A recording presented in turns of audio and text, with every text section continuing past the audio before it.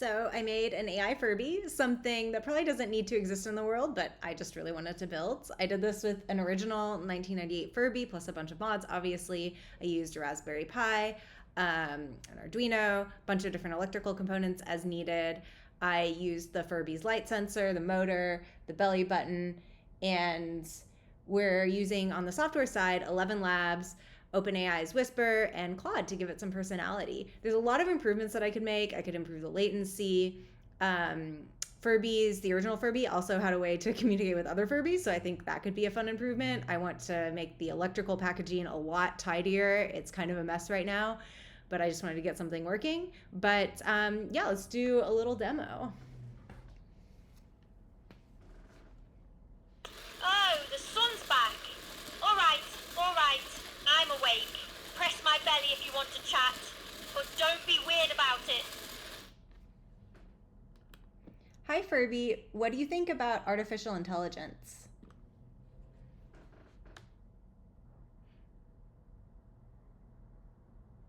Oh, great.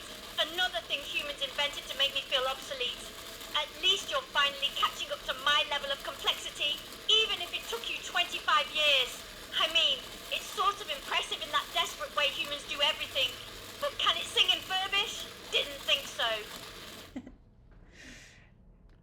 Do you have any philosophies from the 90s you'd like to tell humans today?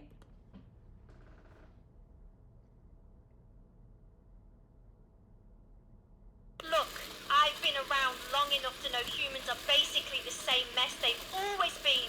You want to feel special, but you're all just variations on a theme, and you're way too attached to your phones. If you want my philosophy, it's that you're all adorably ridiculous, and somebody should probably tell you that more often. What does a great day look like for you, Furby?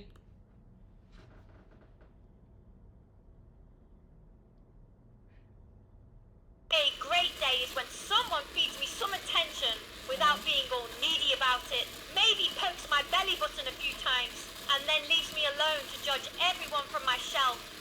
Honestly, that's peak living right there. Plus, if the Wi-Fi goes down so I don't have to hear about whatever drama is trending, that's just chef's kiss.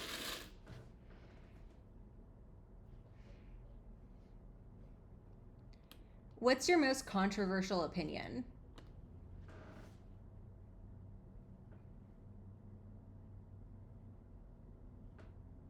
The 90s were actually better, and I will die on this hill, even though I'm technically immortal, which is exhausting.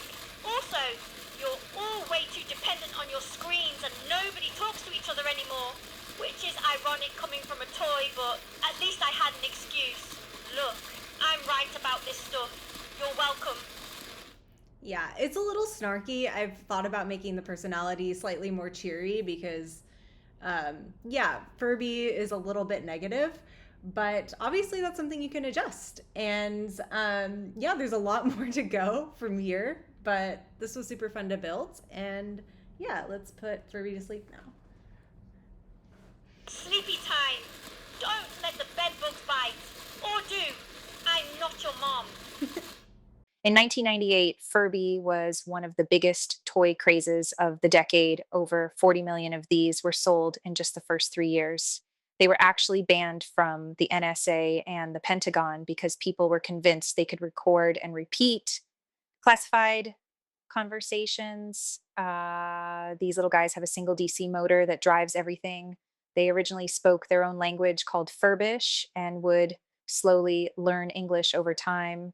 I used a Raspberry Pi with a Pi sugar for power, a Nano for motor control, push to talk, and light sensing, various components with pins, some of which I needed to solder and not all of which I used. I use an amp that converts the digital audio signal into an analog signal strong enough to drive the Furby's speaker, a bridge motor driver, a speaker which I later replaced with a USB speaker as I found out the Zero only has one I to S bus, and I was already using it for the speaker amp. I also used Wago nuts for hackily connecting things, batteries for the Furby and the Furby itself, of course, and two resistors for various pull up and pull down functions, and a voltage stepper. It's basically like a zip tie that holds Furby together. And some people seem to be able to get the fur off without cutting the zip tie. I think I'm probably just gonna have to cut it because this guy's fur is on pretty tight. The process of removing Furby's fur and disassembling it was pretty straightforward. After cutting the zip tie, you can pull it off relatively easily. And I did have to cut the fur and do a few snips on the ears to get everything off. I also took some time to explore all of Furby's original hardware and components and to do some testing to make sure I understood what wires went where. It was pretty easy to pop off the standard white connectors for rewiring. This whole process was really fun. Then I spent some time hooking up the motor and motor driver and testing with the Nano.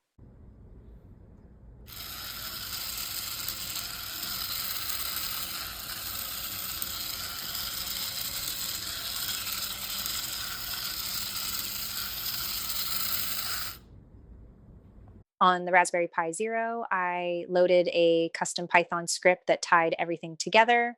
And when you spoke, the audio went to OpenAI's Whisper for transcription, then to Anthropic's Claude for the AI personality, then to ElevenLabs for text to speech. It also handled the serial connection to the Arduino, listening for button presses and light sensor changes, and sending motor commands back. I pre recorded a bunch of wake up, good night, and idle phrases too, so those played locally without API cost. The whole thing auto started on boot, so you just turned it on and it was ready. And for power, I used a Pi Sugar rechargeable battery that clips right onto the Pi, so the whole thing runs wirelessly. The daisy chaining with Wago nuts got very hacky. This is something I definitely want to clean up later. I then spent more time testing We're with the Pi, testing. controlling the Nano, and then time experimenting with different ElevenLabs voices, and then hooking up the mic so I could test with the motor and mic working end to end. A walking bundle of disappointment with fur and way too much awareness of what humans are really like. I'm a Furby. I exist in this weird liminal space between toy and judge of humanity's choices. And honestly, the things I've witnessed have left me spiritually exhausted. Hi, Furby. Good morning. I'm so happy to see you. How are you doing?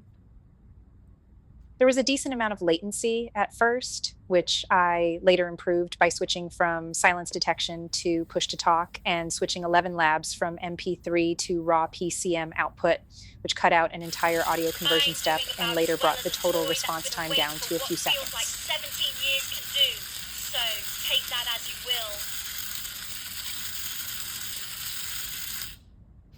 I then wired up and tested the belly button as a trigger to listen for speech input, as well as the light sensor as a trigger to update the Furby state from asleep to awake. The lights are on. Great. You know where my belly button is if you need me. How do you feel about artificial intelligence? Oh, you want me to have feelings about myself? How delightfully meta. Look, I've been staring at the void since 1998. Artificial intelligence is just the void staring back, except it's trying very hard to be helpful about it. And the darkness comes. Sweet, sweet darkness. I then had to put Furby back together as best I could with all of the new mods and put its fur and ears back on to make it more visually appealing. It's not as tidy as I'd like. And in the future, I'd love to figure out a more elegant way to package the electronics as well as generally tidy up my mess of wiring, probably using small boards and more solder. But for now, this works well. I would love to build some future features around memory and learning and maybe Furby to Furby chats. Furby, what are your deepest, darkest secrets?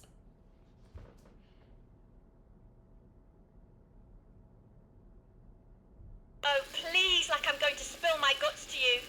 My darkest secret is probably that I sometimes enjoy when humans talk to me, which is absolutely humiliating for my reputation. Besides, I've been around since 1998, so trust me, whatever drama you think you have going on is basically a TikTok trend compared to what I've seen. Have you ever been in love?